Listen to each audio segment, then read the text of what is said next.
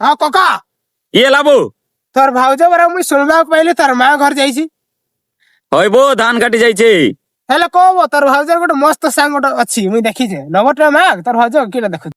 ହଇବ ପୁତ୍ରା ମୋର ଭାଉଜଟେ ବି ବେଶୀ ସୁନ୍ଦର ଦିଶ ହଇବ ଦେଖିଛାନି ଯେ କି କରୁ ବାଳ ମୋର ଭାଉଜ କହି କହି ଥକି ଗଲିନି ନମ୍ବରଟା ଆଣି ଦିଅ ନା କହିଲି ହେଲେ ବି ଆଜି ତକ ଆଣି ନିଏ ଦିଏ।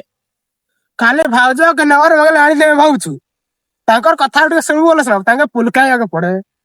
ତୁ ତାର ମା ଘରେ ତାকে ନେଇ ରଖିଥିଲୁ ସେଇଦିନ ମୁଇଁ ନେଇ ରଖିଥିଲୁ ମକା ନମ୍ବରଟା ଦେଇଛି କି ଭାବୁଛୁ ପଟାଇ ସାରିଛ ନା ସେଇ ସାର ହାଟରେ ଯାଇଥିଲୁ ଯେ 200 ଟଙ୍କା ଖାଇ ଏଟା ତାର ପଇସାରେ ଯାଇଥିଲୁ ଏଟା ଜାଣୁ ହେଲେ ସିନା କକା କିଛି ଜାଣୁନି ଖାଲି ନମ୍ବର ମଗଲେ ହେଇକି ଏ ବାଳ ପୁତ୍ରା ତୁ ସେଟିଂ କରି ପକାଇଛୁନି ଦୁଇ ଜଣ ଏକା ହେଇଯାଇଛୁ ଆଉ ମୋର ଭାଉଜ ହେତିକି ଲାଗି ନମ୍ବର ଦେବାର ନାଇଁ ଆଉ ତୁଇ ବି ମୁଖେ କହିବାର ନାଇଁ କି ବାଳ ସେଟିଂ କରିଛେ ବୋଲି।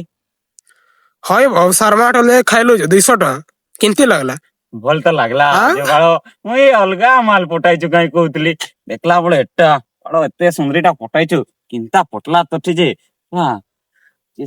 ବାଳ ସେଦିନ ମୁଇଁ ମୋର ଭାଉଜକେ ନେଇ ରଖିଥିତି ହେଲେ ତୁ ତ କଲେଜ ଯାଅ କଲେଜରେ ପଟେଇ ପଇଲୁ ମୁଁ ନେଇ ରଖିଲୁ। କି କରବୁ ବାଳ କିସ୍ମତ ଖରାପ ମିସ୍ ହେଇଗଲା ଏ ଦିନର ପାଠଟା ଯଦି ଆଜି ଆଉଥରେ ମିଳତା ହେଲେ ଏତେ ସୁନ୍ଦରୀ ମାଲଟା ମିସ୍ କରିଦେଲି ପୁତ୍ରା।